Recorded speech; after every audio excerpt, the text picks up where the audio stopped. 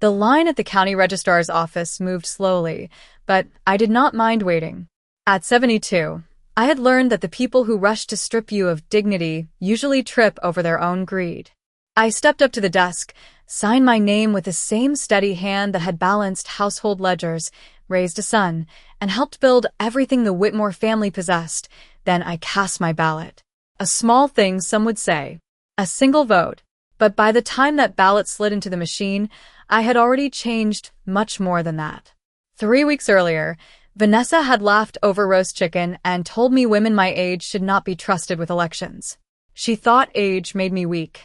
She mistook patience for confusion.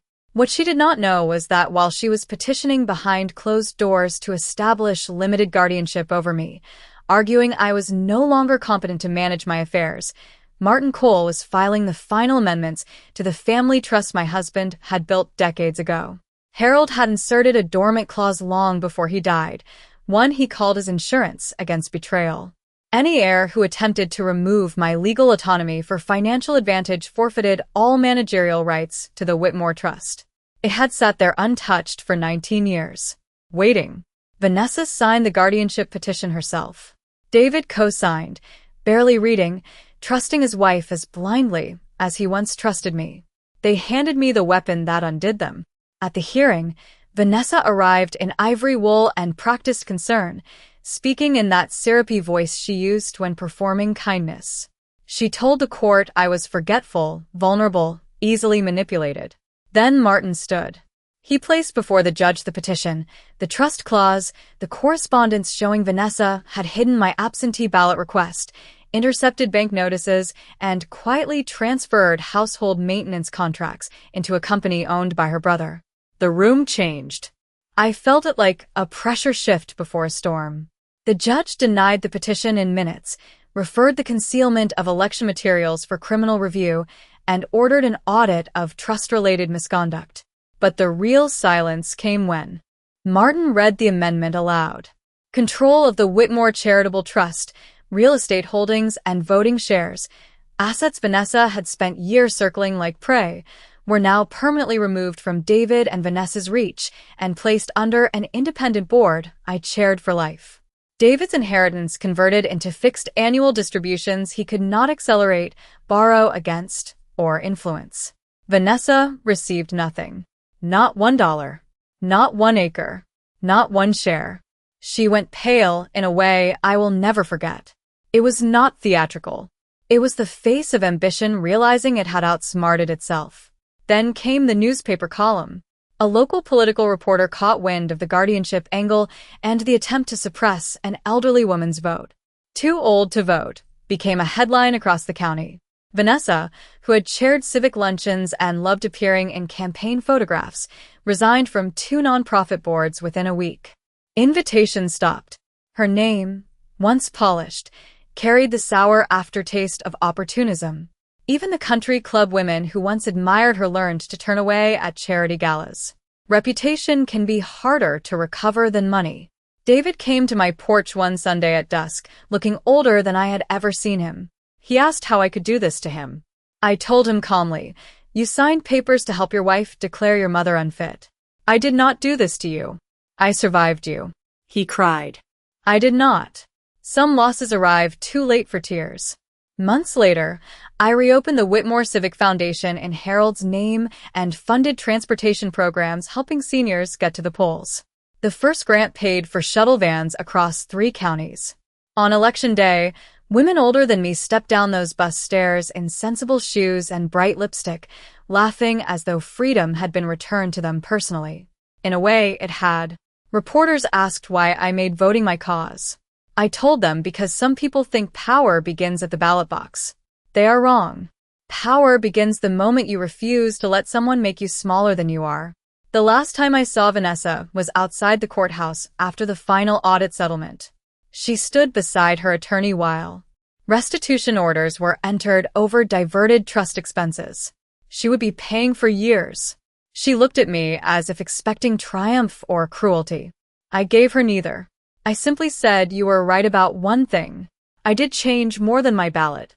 Then I walked down those courthouse steps, shoulders straight, sunlight warm on my face, and for the first time since Harold died, I did not feel like a widow defending scraps. I felt like the matriarch again. They tried to take my voice, my vote, my home, my name. In the end, they lost wealth, standing, and the illusion they could manage me. I kept everything that mattered. My rights, my dignity, my legacy. And when I slid that ballot into the machine that morning, I was not voting only for a candidate. I was voting for myself. And this time I won. You're too old to vote, Eleanor. People like you are what keep this country stuck in the past. Vanessa said it while passing the mashed potatoes as if she were commenting on the weather, and my son David did not lift his eyes from his plate. For a moment, the only sound in the dining room was the soft ticking of the grandfather clock Harold had wound every Sunday for 30 years.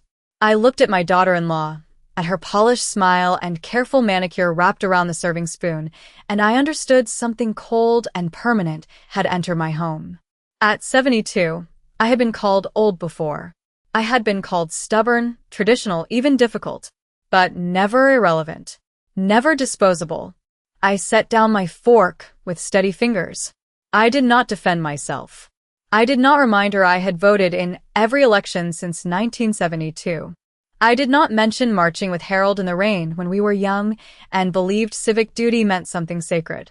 I only smiled faintly and said, "Is that what you believe, Vanessa?" She laughed and reached for her wine.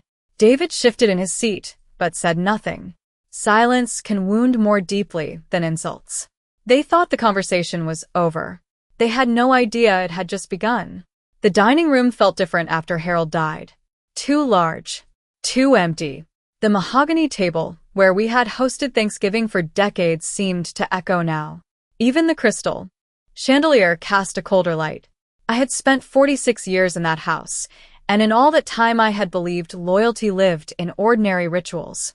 Sunday roast, birthday cakes, election mornings when Harold and I would stop for coffee after voting. But grief has a way of stripping wallpaper off the truth. In the months since his funeral, little things had begun to trouble me. Mail arriving already opened. Financial papers moved from where I left them. Vanessa offering to simplify household matters I had managed since Ronald Reagan was president. Each act small enough to excuse. Together, unsettling. That evening, after dinner, I carried dishes into the kitchen and watched my reflection in the dark window above the sink. Silver hair pinned neatly, blue cardigan buttoned to the throat. A woman Vanessa saw as fading. I saw someone else. Someone watching. Someone remembering. I dried the last plate, turned out the kitchen light, and climbed the stairs to Harold's old study. His leather chair still smelled faintly of cedar and pipe tobacco. I sat at his desk and opened the top drawer where he kept important papers. My hand rested on a sealed envelope marked in his handwriting, "For Eleanor, if they ever mistake your kindness for weakness." My heart gave a slow, hard beat. Outside, rain tapped the windows. Downstairs, I heard Vanessa laughing at something on television. I opened the envelope, and as I began to read, I realized they had not tried to take away an old woman's vote. They had stepped onto ground my husband prepared long before either of them knew a trap existed. The next morning, before sunrise, I put on my navy wool coat, drove to the bank, and set something in motion no one in that house would see coming. The bank opened at 9, but I was waiting in the parking lot 20 minutes early, engine off, hands folded over my purse. Morning fog hung low over the brick storefronts on Main Street, softening everything except the decision forming inside me. Harold used to say important choices should be made before the world grows noisy. I understood him that morning more than ever. Inside the bank, the young teller recognized me and smiled the way people do when they have known you for years. "Mrs. Whitmore, good to see you."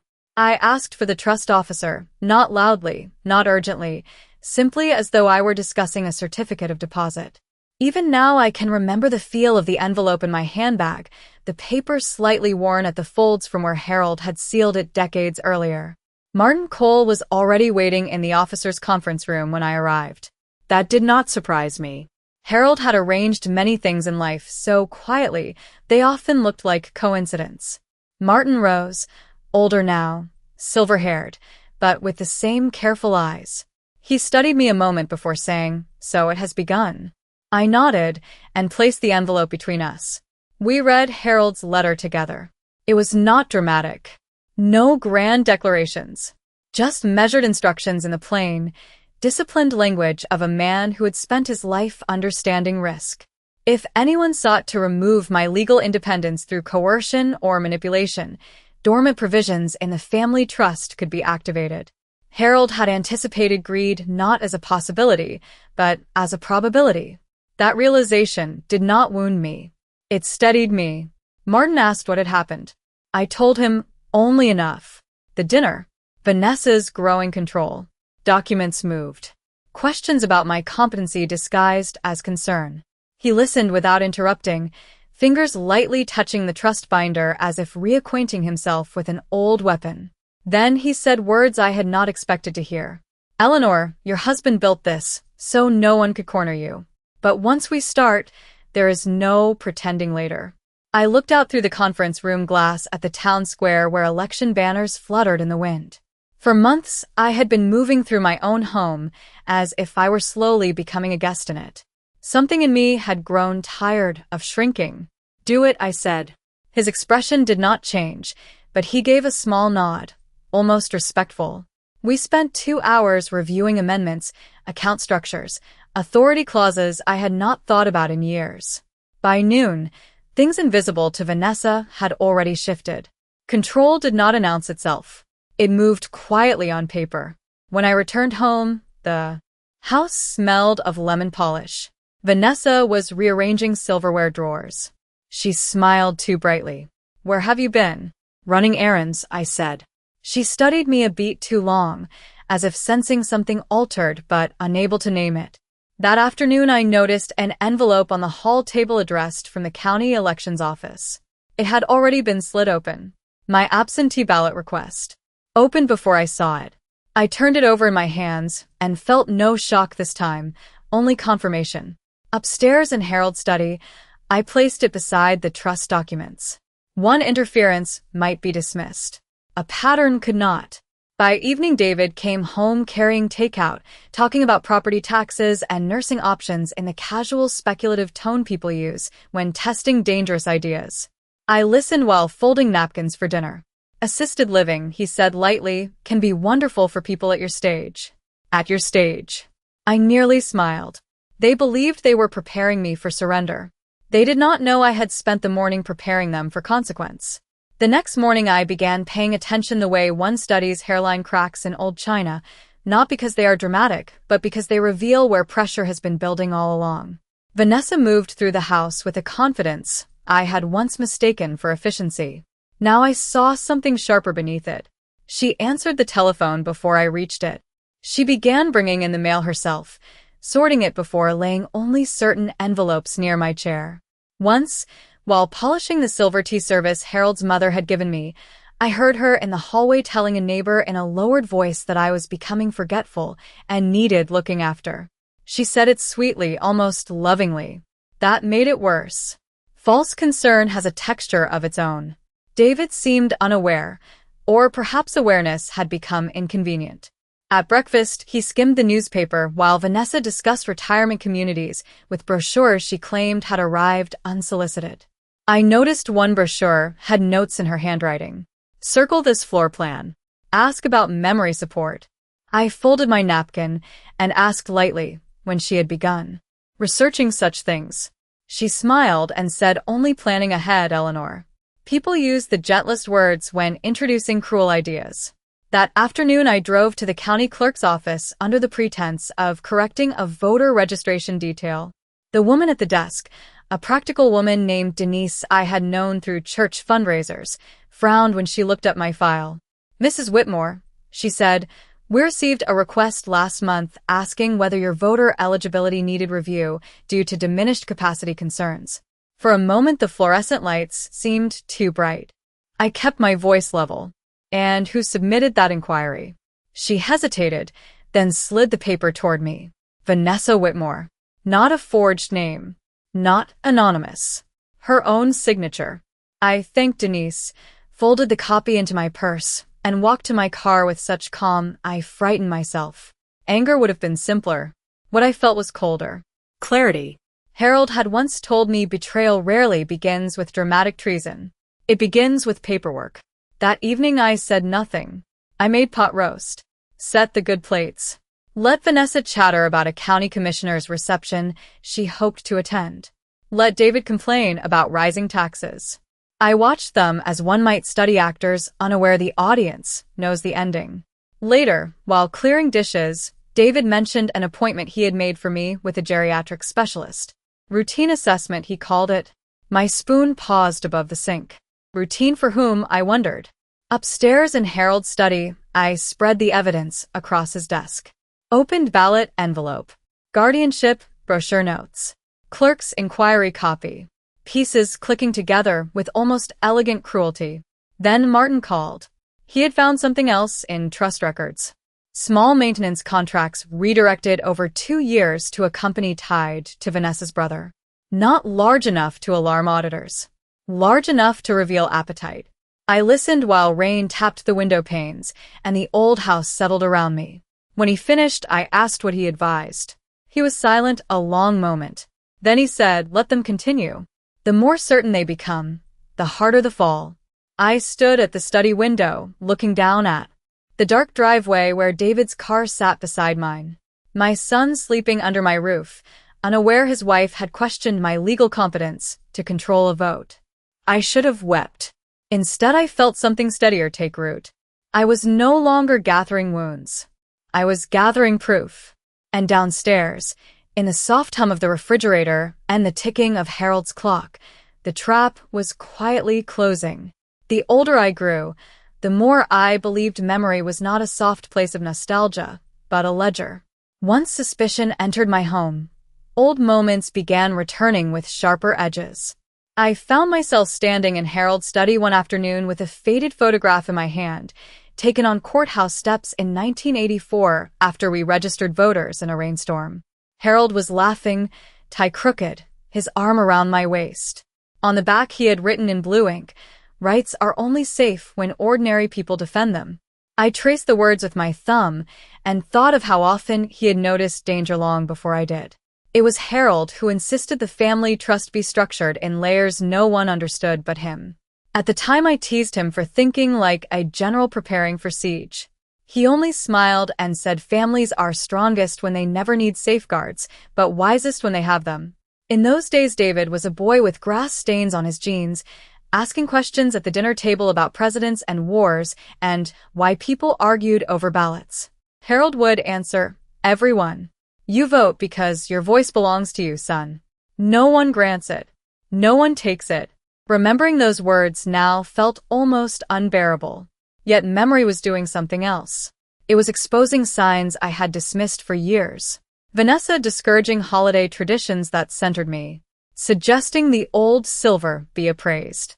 Asking odd questions after Harold's funeral about trustee succession and property tax basis.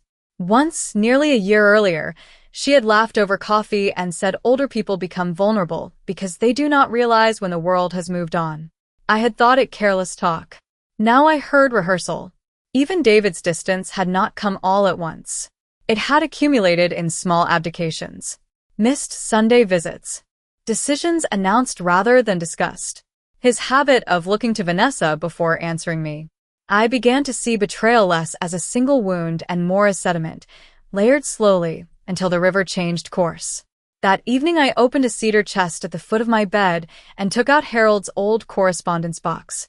Tax letters. Trust summaries. Notes he left me while traveling. In one yellowing letter written from Chicago in 1997, he had underlined a sentence twice. "Never let anyone make you feel temporary in your own home." I sat on the edge of the bed holding that page while dusk turned the room blue. It struck me then that what Vanessa threatened was not merely control over money or legal standing. It was erasure. To be managed out of one's own life politely, administratively, almost invisibly. And something in me refused it. The next morning Martin came by under the pretense of reviewing estate taxes. Vanessa greeted him with brittle warmth and left us in Harold's study. Once the door shut, he slid another file toward me. Draft guardianship paperwork. It had been prepared but not yet filed. My son's signature line blank. Vanessa's complete. She was moving faster. Martin watched my face. Are you all right, Eleanor? I surprised myself by smiling. Better than yesterday. Because yesterday I still doubted what they intended. Today I know. He gave a quiet nod, almost approving. Before he left, he said the trust clause could do more than defend. It could transfer control entirely if misconduct were proven. After he drove away, I stood at the kitchen sink while Vanessa arranged flowers in a crystal vase and spoke about an election fundraiser she hoped to attend. Her voice floated through the room as if nothing beneath us was shifting. But beneath the calm surface of ordinary domestic sounds, something had changed inside me. I was no longer reacting to what they might do. I was preparing what I would do. And for the first time since Harold died, I felt his protection not as memory, but as strategy. 2 days later, Vanessa brought up assisted living again, but this time she did not hide the calculation beneath concern. We were in the breakfast room where morning sun fell. Across the checkered floor Harold had installed himself, each tile laid with maddening precision. Vanessa stood at the counter slicing grapefruit while speaking in that patient tone people use with children and the very old. There is a wonderful place outside Charleston, she said, with gardens and social activities. You would have friends your age. Friends your age. I stirred my coffee and asked whether she had visited it. Not yet, she admitted, but she had already requested brochures and pricing. David sat nearby, pretending to read business reports, though I noticed he turned no pages. I let silence stretch until it unsettled them. Then I said softly, "It sounds expensive." Vanessa smiled as though walking into an opening. The house could help with that. Such an innocent sentence. Such a revealing one. I carried those words with me all day. By afternoon, Martin called and asked me to meet him at his office after dark. "Use the side entrance," he said. I almost laughed. At my age, one does not expect cloak and dagger instructions. Yet there I was at 7:30, stepping through his law office while downtown storefronts dimmed one by one. Martin had papers spread across a long walnut table. Beside him sat a woman I did not know, compact and severe in a navy suit. "Eleanor, this is Judge Rebecca Haynes, retired now, one of Harold's oldest friends." She looked at me over reading glasses and said, "Your husband suspected someday someone might mistake civility for weakness." I liked her immediately. What followed changed everything. Martin had traced the maintenance contracts linked to Vanessa's brother and uncovered reimbursements approved through household accounts Vanessa managed. Small diversions, repeated quietly. Enough to suggest misuse. Judge Haynes explained that if Vanessa proceeded with the guardianship petition while these transactions existed, it would trigger not only trust protections, but potential fiduciary review. In ordinary language, greed was about to become evidence. I should have felt vindicated. Instead, I felt strangely calm, as though events were moving along rails laid long ago. Then Martin said something unexpected. "The strongest move now is not resistance. It is performance. Let her believe you are yielding." The idea settled over me with almost theatrical elegance. For years I had played peacemaker, hostess, mother. I could play frailty if needed. The next week I began making small mistakes on purpose. Asking David to repeat himself. Misplacing my reading glasses where Vanessa could find them. Mentioning once, "Perhaps I do tire more easily." Her face brightened so quickly, she could not hide it. It was not joy. It was opportunity. Soon she was suggesting appointments, offering to manage correspondence, even volunteering to accompany me to the county clerk, so I would not become confused. I thanked her warmly. Each kindness she believed manipulative became another thread tightening around her. Meanwhile, Martin prepared the trust amendment package. Judge Haynes quietly advised on procedural timing. I moved through the house as though sleepwalking while, beneath the surface, every hour sharpened the coming reversal. One evening, David lingered in the kitchen after Vanessa went upstairs. He looked troubled, rubbing his wedding ring the way he had as a boy, when lying about broken windows. "Mom," he said, "Vanessa only wants what is best." I dried a dinner plate and looked at my son long enough to make him lower his eyes. "Best for whom, David?" He did not answer. When he left the room, I realized something painful and liberating at once. My battle was no longer to persuade my son. It was to survive what he had chosen not to see. That night I signed preliminary papers activating Harold's dormant protections. My hand did not tremble.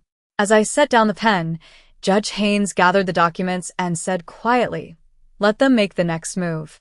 They always do, when they believe they are winning." And for the first time, I wanted Vanessa to feel completely secure. Because security, when built on deceit, can become the most elegant trap of all. By the second week I had become, in Vanessa's eyes, exactly what she needed me to be. I asked the same question twice at lunch. I let her correct me about the date of the county forum, though I knew perfectly well it was Thursday. Once I stood in the pantry pretending I had forgotten why. I walked in there. She watched from the doorway, with that look people reserve for confirming private suspicions. It shamed me less than I expected. There was a strange freedom in letting an enemy underestimate you. David began speaking more slowly to me, a habit so subtle he likely did not notice it himself. He started phrases with "now, Mom," as if addressing a nervous child. Every such moment hurt, but pain can be useful when it sharpens discipline. Meanwhile, Martin moved quietly. Trust amendments had been lodged. Financial controls shifted in ways invisible from the kitchen table. Judge Haynes had advised patience. "Let them complete the pattern," she said. Half a lie rarely condemns itself. A full one often does. Then Vanessa advanced. One Tuesday, she announced she had arranged a cognitive assessment with a specialist downtown. She said it in the bright, efficient tone used for dental cleanings and oil changes. I looked uncertain on purpose and asked whether it was necessary. She reached across the table and squeezed my wrist. "Just routine, Eleanor. We all want peace of mind." Her hand was cool, her smile almost tender. I thought if deception had a perfume, it would smell like lavender hand cream. At the appointment I performed confusion, so delicately even I admired it. I hesitated over a date. Asked for a question repeated. Let my thoughts wander before answering clearly enough not to trigger alarm, vaguely enough to feed Vanessa's narrative. The physician, a thoughtful man with kind eyes, looked unconvinced by her concern. That too was useful. Outside in the parking garage, Vanessa seemed almost buoyant. "You did fine," she said, though her disappointment flickered when no diagnosis emerged. I apologized for being a burden. It cost me little to say. It bought much. At home, she began discussing powers of attorney in casual passing remarks. What would happen if you ever needed help signing things? Who would you trust? I answered, perhaps David. Her expression brightened again. Appetite had become visible now. One evening I passed the den and heard voices stop abruptly. Through the partly open door, I saw guardianship papers on the coffee table. David looked pale. Vanessa leaned close, persuading in murmurs too soft to hear. I stepped away before they knew I had seen. Upstairs, I called Martin. "It is moving," I said. "Faster than we thought." He replied, "Only good. Tomorrow, we give them room." The next day, I deliberately left my checkbook open near the kitchen desk with arithmetic errors penciled in. Vanessa noticed. By dinner, she had suggested perhaps I should let her oversee household bills. I agreed too easily. She nearly glowed. Yet while she believed authority was drifting toward her, Martin was filing notice that any guardianship petition involving financial conflict would trigger immediate trust review. A legal tripwire. That evening, David knocked softly on my bedroom door. He looked exhausted. "Mom, if we ask you to sign something, it is only to make things easier." "Easier," I repeated. "For whom?" He opened his mouth, closed it, then said he loved me. I believed he meant it. Love and cowardice sometimes share a face. After he left, I sat at Harold's desk under the green banker's lamp, reading the petition draft Martin had obtained through court channels. Hearing scheduled. 2 weeks. Election eve. Vanessa had chosen symbolism without knowing I would understand it. She wanted to declare me unfit just before I cast a ballot. Not merely control property. Silence of voice. I placed the petition beside Harold's old letter and felt not outrage, but resolve so quiet it frightened me. They thought I was yielding inch by inch. In truth, I was leading them to the exact ground where they would fall. The hearing was set for Monday afternoon. the day before Election Day, and the timing pleased Vanessa so much she could barely conceal it. All week she moved through the house with a brightness almost festive, as if preparing for a celebration she had already privately won. She arranged a dinner for Sunday evening and invited 2 neighbors who had long admired her civic ambitions, plus David's business partner and his wife. She called it a quiet family supper before a stressful week. I knew theater when I saw it. The table was laid with my wedding china, which she had once suggested selling. Candles burned low in silver holders herald, polished every Christmas. It struck me how betrayal so often borrows the furniture of tradition. Vanessa seated me at the far end, poured wine I did not drink, and steered conversation toward public duty, elections, responsible citizenship. Every phrase carried a private irony she believed only she understood. Then, while passing the cornbread, she announced lightly that families sometimes must make difficult decisions when older relatives can no longer manage complex realities. Her guests nodded with sympathetic discomfort, sensing something without grasping it. David stared at his napkin. I felt every eye move toward me. It was the kind of moment once designed to diminish me. Instead, I heard Judge Haynes in my mind. Let them complete the pattern. So, I smiled and asked whether anyone would like more gravy. The room exhaled in uneasy laughter. But later, after dessert, I crossed the hallway and paused unseen near the study door where Vanessa was speaking in a low, urgent tone to David. Tomorrow the petition goes smoothly, she said.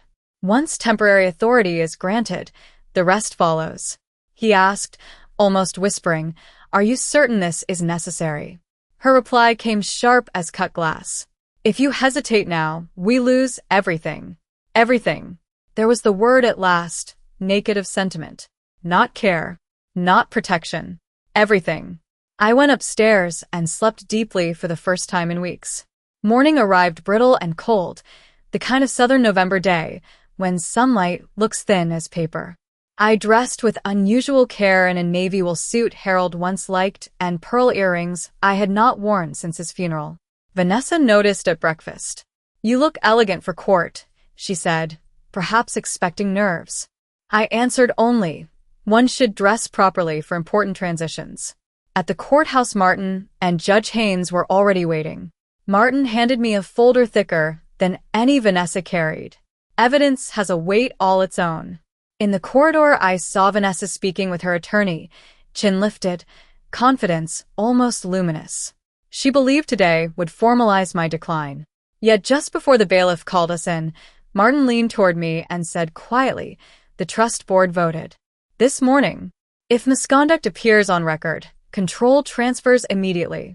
Not after hearings. Today." My pulse gave one hard beat. Inside the courtroom, Vanessa testified first, voice polished with concern. She spoke of misplaced bills, confusion, vulnerability. She almost sounded convincing. Then, under questioning, Martin introduced the intercepted ballot request, the county inquiry she filed about my capacity, the diverted contracts, the financial conflict hidden inside her guardianship petition. I watched color leave her face in stages. David looked as though air had vanished from the room. But the true turn came when Judge Haynes, called as witness, described Harold's trust provisions and the consequences triggered by any heir seeking control through coercive incompetency claims. For the first time, Vanessa lost composure. Only for a second. It was enough. The judge recessed for review. We stepped into the corridor under harsh fluorescent lights. Vanessa turned toward me, voice shaking with anger she could no longer perfume. "You planned this." I met her eyes and said very softly, "No, Vanessa." Harold did. Then the courtroom doors opened again, and we were called back in for the ruling that would decide which woman walked out diminished and which one walked out restored. When the judge returned, the courtroom seemed smaller somehow, as if the air itself had tightened around consequence. I remember the scrape of chairs as everyone rose, the rustle of legal pads, the dull hum of old fluorescent lights overhead. Ordinary sounds made strange by what was about to happen. The judge's voice was measured, almost gentle, which made the words land harder. Petition for guardianship denied. Concerns of financial conflict and potential interference with protected civic rights referred for immediate review. I did not react at first. I simply sat still while the meaning moved through me. Then came Martin's moment. With the ruling entered, he requested acknowledgement that the misconduct provisions of the Whitmore Trust had been triggered. Vanessa's attorney objected, too late and without force. The judge reviewed the trust language, then recognized the transfer as valid. Pending audit. Just like that, decades of assumed inheritance shifted in a sentence. I looked at David. My son's face had gone ashen. Vanessa stared forward without blinking, as though refusing to understand words could still undo her. But the unraveling was only beginning. Outside the courtroom, reporters had gathered for election coverage and caught wind of the guardianship petition tied to voter suppression concerns. One woman with a press badge asked Vanessa whether she had attempted to challenge an elderly family member's competency before an election. Vanessa brushed past without answering. Her silence answered enough. By the time we reached Martin's office, calls were already coming in. One from a civic board where Vanessa served as development chair. Another from a county political committee requesting clarification. Reputation, I was learning, can erode faster than stone when truth reaches daylight. Yet the deepest turn came inside Martin's conference room when the trust board convened by speakerphone.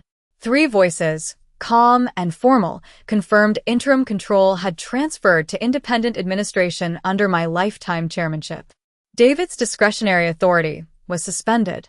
Real estate decisions frozen. Distributions restricted pending fiduciary audit.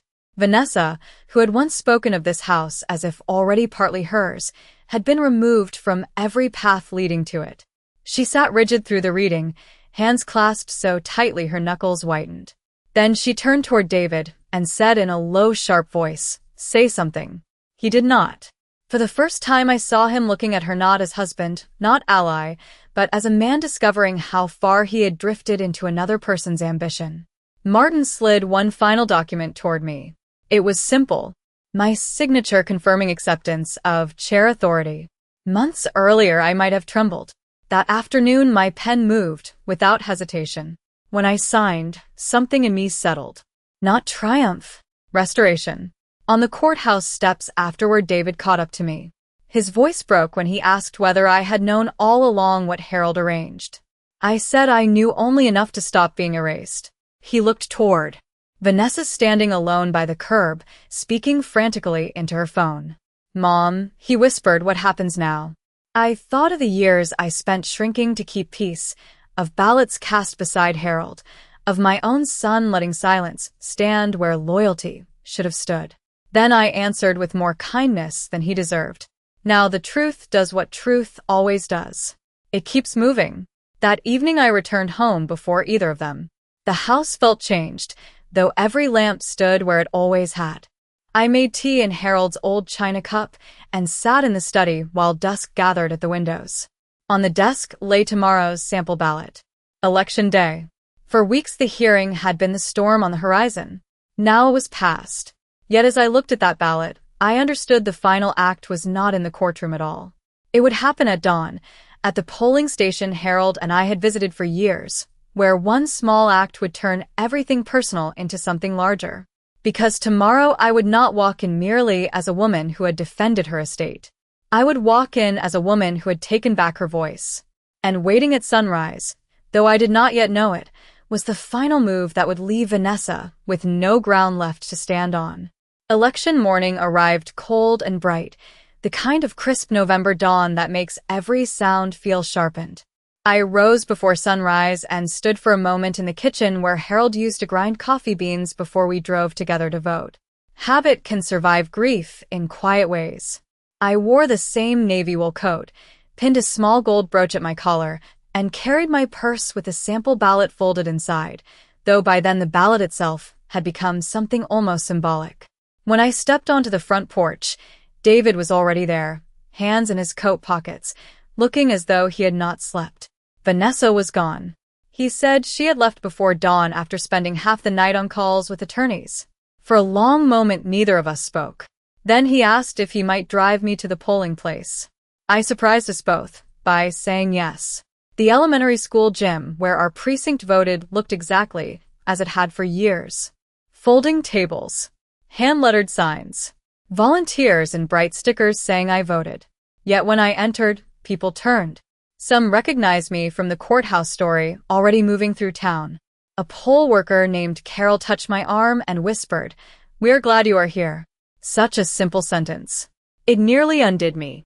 I cast my ballot slowly, deliberately, hearing the machine accept it with a small mechanical click. That sound felt larger than it should have. David stood beside me unusually still. On the way out, a local television crew near the entrance asked if I would comment on the guardianship case. I might once have declined. Instead, I stopped. I said only this: no one becomes too old to have a voice. And no family has the right to silence one for profit. The clip aired by noon. By afternoon, Martin called with the final turn none of us had fully anticipated. The fiduciary auditors, reviewing the diverted maintenance contracts, had traced additional reimbursements routed through Vanessa's brother to campaign donations supporting a county initiative she publicly championed. It was not criminal sensationalism. It was something quieter and, in her world, perhaps worse. Ethical misconduct documented in ledgers. The county civic board suspended her pending inquiry. A local newspaper ran the story online before dinner. By sunset, the same women who once praised her philanthropy were calling for resignation. Reputation does not collapse with thunder. Sometimes it folds in whispers. But the deepest blow landed at dusk when the Whitmore Trust Board met again. Based on audit findings, David's restricted distributions were reduced further, and a restitution demand was issued against amounts improperly diverted. Vanessa would be jointly liable through marital assets. Years of reaching for control had delivered her debt instead. When Martin told me, he paused, then added, Harold would have appreciated the symmetry. I almost laughed. That evening, David sat across from me at the mahogany table. No food between us, only the long shadow of what had happened. He said he had filed to separate finances from Vanessa and was leaving the guest room for a friend's apartment. He did not ask forgiveness. Perhaps he knew some questions dishonor themselves. I looked at my son and saw not a villain, but a man stripped of excuses. Outside, campaign signs rustled in the wind. Inside, the old grandfather clock marked each second with solemn patience. Then the telephone rang. It was Vanessa. I let it ring twice before answering. Her voice, once polished as crystal, sounded thin. She asked what I wanted from her now. I looked around the house she had once quietly measured for surrender. Harold's books. My silver tea service. The life I had defended. Then I answered with a calm I had earned. Nothing. Because everything you tried to take is exactly what you lost. After I hung up, I stepped onto the porch beneath a sky clear with stars and understood the title of this story at last. I had changed more than a ballot. I had changed who held power in my family, who carried dignity in my name, and who would be remembered as the woman no one managed to erase. And inside, waiting in the lamplight, was one final reckoning still to come. The weeks after Election Day did not bring the dramatic collapse people imagine when justice arrives. They brought something quieter and, in many ways, more devastating for those who had built their lives on appearances. Vanessa did not disappear in scandal. She remained in town, attending meetings less often, receiving fewer invitations, answering polite questions with practiced evasions. But the circles she prized had shifted. At the County Foundation luncheon, where she once sat near the front, she was quietly moved to a back table after her board suspension. No one announced it. No one needed to. In communities built on status, rearranged seating can feel like exile. Meanwhile, the audit deepened. Martin called one rainy Thursday to say restitution figures were finalized. Misdirected funds, though modest compared to the full trust, would be repaid with interest through structured settlement. Vanessa's brother had agreed to cooperate to avoid broader exposure. It was all so orderly. Accountability often is. What surprised me was not her downfall but David's awakening. He came by one evening carrying a cardboard box of things he found in the guest room after Vanessa left for an apartment downtown. Among them were copies of notes she had kept on household assets, trust timelines, even lists of possible ways to encourage me into residential care. clinical little bullet points written in blue ink. He set them on Harold's desk without a word. We read them together in silence. Some wounds require no commentary. At last David said, "I did not know her." I looked at my son and answered more honestly than kindly. "You did not know yourself either." He winced but nodded. It was the first truthful conversation we had shared in years. Over the next month, he began showing up on Sundays, not as penitent performance, but as a son learning ordinary loyalty again. He repaired a loose porch rail, helped rake leaves, sat with me over coffee after church. We did not rush forgiveness. We practiced something sturdier. Meanwhile, the Whitmore Trust Board approved my proposal to expand the Senior Transportation Initiative into a civic rights fund. The first press conference was held in the courthouse square where this all began. Reporters asked whether the program was inspired by personal events. I said yes, but not by revenge. By memory. Too many older citizens are told their usefulness has expired. I intended to challenge that lie in public. The article ran statewide. Donations followed. Irony has a sense of humor. Vanessa once sought influence through politics. Her attempt to silence one elderly woman helped fund a movement, empowering thousands more. Yet the final confrontation came unexpectedly in January at the probate office during closing paperwork. Snow threatened outside, rare for our town. Vanessa stood by the window in a camel coat, looking smaller somehow. Her attorney had stepped out. For the first time we were alone without witnesses or family. She asked whether I hated her. I considered the question. Hate consumes too much oxygen at my age. "No," I said. "But I see you clearly." Tears gathered in her eyes, though whether from regret or humiliation, I could not tell. She whispered she never thought it would go this far. I almost smiled. Neither did I. Then she asked what hurt most. Not the petition. Not the money. I told her the hardest thing was watching my son mistake manipulation for love. She lowered her head as if something in that landed harder than the restitution order ever had. When the clerk returned, we signed the final settlement. With those signatures, her legal path into the Whitmore estate closed permanently. Not delayed. Closed. On the courthouse steps I paused before leaving and looked back once. Vanessa remained near the doorway, framed in winter light, no longer the triumphant strategist from that dinner table long ago. Simply a woman living with consequence. And I felt no triumph, only a calm so complete it almost felt holy. Because the true reversal was not that the antagonist had been exposed, though she had. It was that I no longer occupied the role she wrote for me. I was not the aging burden, not the obstacle to be managed. I was once again Eleanor Whitmore, steward of my home, keeper of my husband's legacy, and now something more dangerous to those who underestimate old women. A witness who survived, remembered, and answered. Yet one final act remained, one that would not punish Vanessa at all, but would decide whether my son and I could build anything honest from the wreckage left behind. Spring arrived slowly that year, dogwoods blooming along the courthouse lawn just as the Senior Transportation Program made its first annual report. I stood at the podium reading numbers that meant far more than statistics. Thousands of rides provided. Hundreds of first-time elderly voters assisted.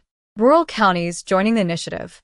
The applause that followed was warm, but what moved me most was seeing David in the back row, not in a suit for business appearances, but in rolled shirt sleeves helping volunteers stack folding chairs. There was humility in that image I had not seen in my son since he was young. After the event, we walked together to the diner Harold once loved, the one with cracked leather booths and coffee so strong it could wake the dead. David stirred cream into his cup a long time before speaking. Then he told me he had filed for divorce. The word landed softly. No drama remained in it. Only aftermath. He said he had spent months trying to understand how he had surrendered judgment so completely. I listened because some confessions heal the speaker before they heal the one hearing them. At last he asked whether I believed people could come back from moral cowardice. It was not a son asking a mother for comfort. It was a man asking whether character can be rebuilt. I looked out the diner window, at Main Street traffic moving through afternoon light, and thought of Harold. He always believed repentance was proven through ordinary conduct, not emotional speeches. So, I told David what I believed. You do not come back by regretting the moment you failed. You come back by behaving differently every day after. He nodded as if memorizing instructions. And, to my surprise, he did. In the months that followed, he volunteered with the foundation, drove seniors to polling places, learned trust administration from the independent board, never once asking whether authority might someday return to him. That mattered more than apology. One Saturday, we were sorting old boxes in the attic when he found the framed photograph from 1984, Harold and me outside the courthouse. He studied the inscription on the back and asked if his father truly expected something like this could happen. I smiled. Harold expected human weakness. He also expected me to outlast it. David laughed then, the first unguarded laugh I had heard from him in years. It sounded like recovery. Later that summer, the trust board voted unanimously to invite David into a limited advisory role under supervision, not as heir apparent, but as earned participant. When Martin told me, he said something I have carried ever since.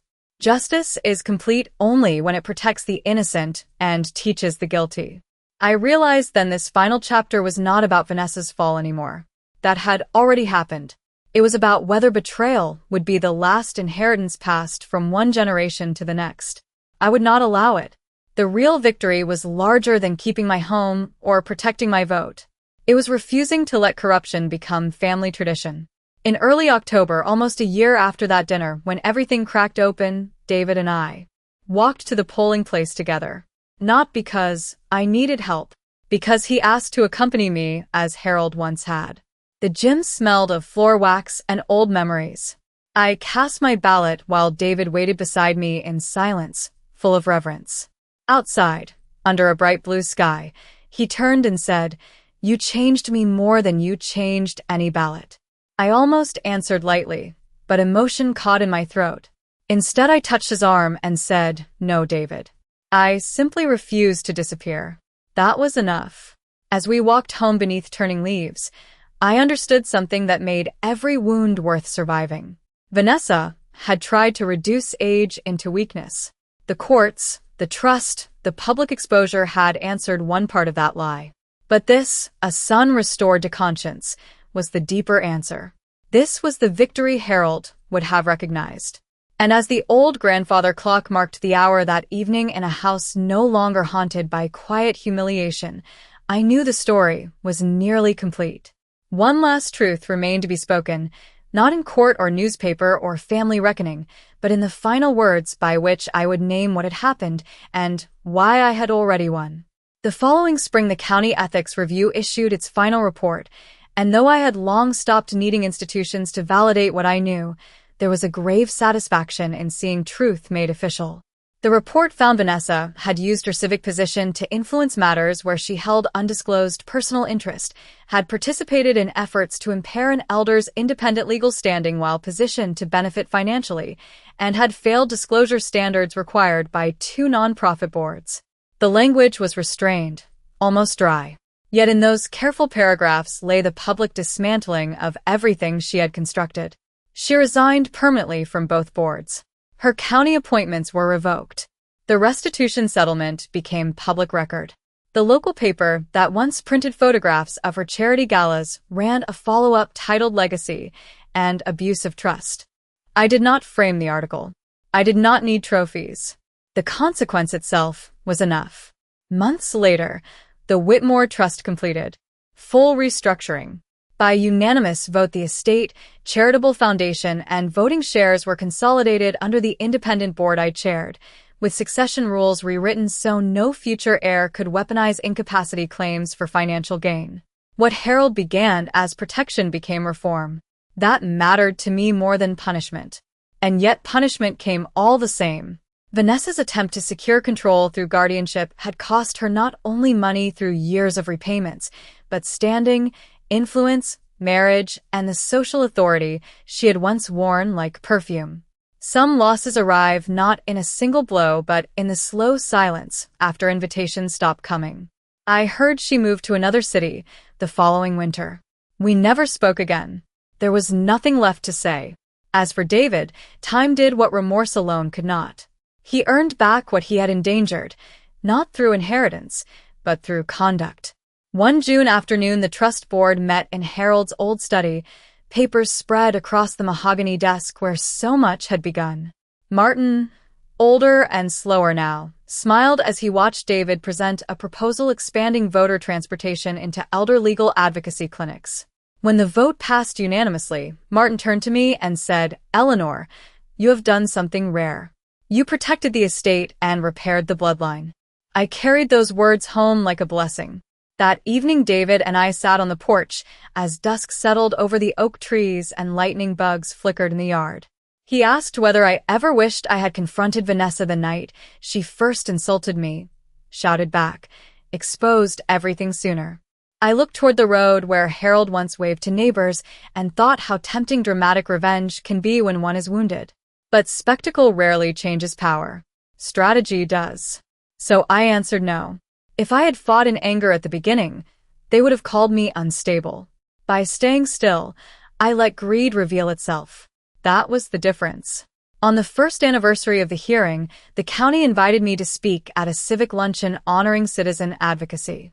I stood before judges, teachers, veterans, retirees, young poll workers, and spoke not about betrayal, but about dignity. I said age does not reduce citizenship. It deepens it. I said families fail when they confuse dependence with disposability. And I said the most dangerous mistake a manipulator makes is assuming patience means weakness. The room rose in applause before I had even finished. Later, a woman in her 80s gripped my hands and whispered, "You made old age look powerful." I thought of Vanessa calling me too old to matter and nearly smiled. She had, without intending it, handed me the stage on which my voice became louder than ever. But the final closure came at home. One autumn morning, I walked alone to the polling station, cast my ballot, and returned to the house Harold and I built, the house no one managed to take. In the foyer, the grandfather clock struck noon. Sunlight lay across the floorboards. I paused before Harold's photograph and said aloud, "We kept it." The home. The name. The promise. And in that moment, I understood the story had ended long before. It ended the day I refused humiliation to define me. Everything after was consequence. Vanessa sought to strip me of a vote and found herself stripped of influence. She reached for my estate and lost financial security. She tried to make me appear incompetent and exposed her own corruption. My son stood silent at the beginning and stood restored at the end. I did not merely survive betrayal. I converted it into authority. I did not reclaim a seat at my own table. I remained the one who owned the table. And if there is one truth I leave behind, it is this. Never mistake an older woman's quiet for surrender. Sometimes it is only the sound made before the trap closes. They thought they were changing my ballot. I changed the balance of power in my family, in my legacy, and in the lives of people far beyond my front door. That is why when people ask whether I won, I tell them no. I did not win. I ruled.